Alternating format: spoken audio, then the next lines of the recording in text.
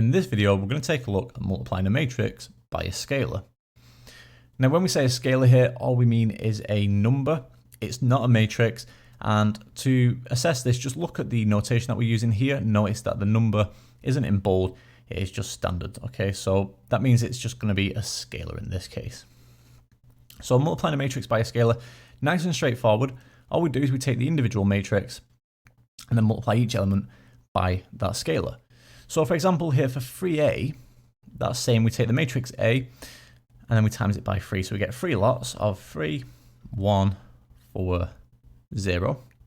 And then multiplying each individual element by 3. So I've got 3 times 3 for the top left element giving me 9. 3 times 1 gives me 3. 3 times 4 gives me 12. And then 3 times 0 giving me 0. So that's what we get there for 3a. 2b now, well again we take the matrix B and we times each individual element by 2. So we get 2 lots of the matrix B, so 0, 2, 4, 2, and minus 6, 0. So what we get here then is, again times each individual element by 2. 2 times 0 is 0, 2 times 2 is 4, 2 times 4 is 8, 2 times 2 is 4, 2 times minus 6 is minus 12. And then finally 2 times 0 gives us 0. Okay, so that's what we should get for 2b. And then here we've got a half b. So it doesn't matter if we have like a fraction like we can see here.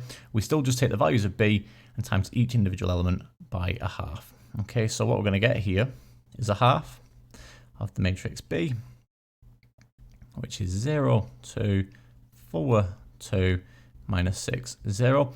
Just a quick point here, you don't have to write the matrix out each time like I'm doing here and then times it by the scalar. You can just write the answer if you can see the answer straight away, but just for clarity, I'm just going to write the matrix down as we go.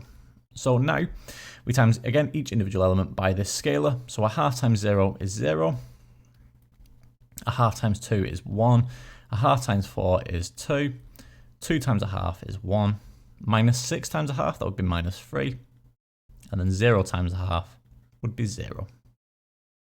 Okay, and there we go.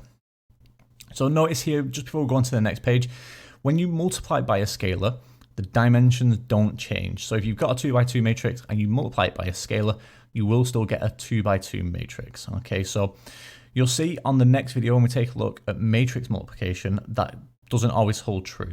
Okay, so just an important point there when multiplying by a scalar.